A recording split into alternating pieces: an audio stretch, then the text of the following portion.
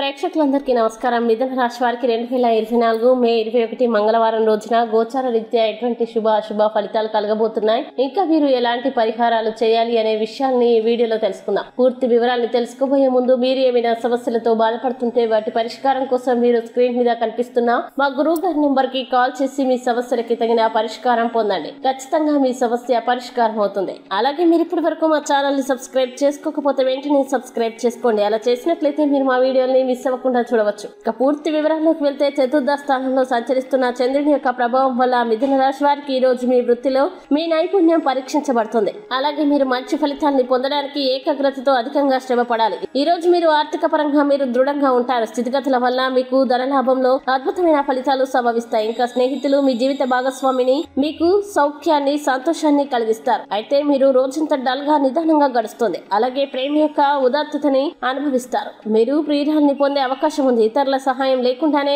ముఖ్యమైన పనుల్ని చేయగలనని భావిస్తే మీరు తీవ్రమైన తప్పు చేసినట్లే. కావున మీరు సొంత నిర్ణయాలు చేయకుండా పెద్దవారి సలహాలు చేయండి. మీరు ఈ రోజు ఆనందంగా ఉంటారు. దీని కారణం మీ యొక్క పాత వస్తువులు మీకు దొరుకుతాయి. అలాగే ఈ రోజు మొత్తం మీరు ఇల్లు శుభ్రపరచడానికి కేటాయిస్తారు. ఇంకా మీ భాగస్వామి ఈ రోజు మీకు అదనపు స్పెషల్ టైం ని ఇస్తారు. ఇది మీకు చాలా ఆనందాన్ని ఇస్తుంది. అయితే ఆరోగ్యం విషయం పట్ల చాలా శ్రద్ధ పెట్టాలి. ఇక మిథున రాశి వారు ఈ రోజు వచ్చేటువంటి ఇబ్బందుల్ని అధిగమించడానికి అనుకూల పరిస్థితులు ఏర్పడడానికి నవగ్రహ స్తోత్రాన్ని పారాయణం చేయండి. విశేషమైన శుభ ఫలితాలని పొందుతారు. ఈ వీడియో మీకు నచ్చినట్లయితే లైక్ చేయండి మరియు ఈ వీడియోని మీ సోషల్ మీడియా అకౌంట్ల ద్వారా అందరికీ షేర్ చేయండి. అలాగే మీరు ఏదైనా సమస్యలతో బాధపడుతున్నట్లయితే వాటి పరిష్కారం కోసం ఒక్కసారి గురువు గారి నెంబర్ కి కాల్ చేసి మీ సమస్యలకి తగిన పరిష్కారం పొందండి. ఖచ్చితంగా మీ సమస్య పరిష్కారం అవుతుంది. ఇంకా మీరు అనుకున్నటువంటి అన్ని పనుల్లో అంతా మంచిగా జరగాలని కోరుకుంటూ సర్వేజన సుఖినో భవంతు.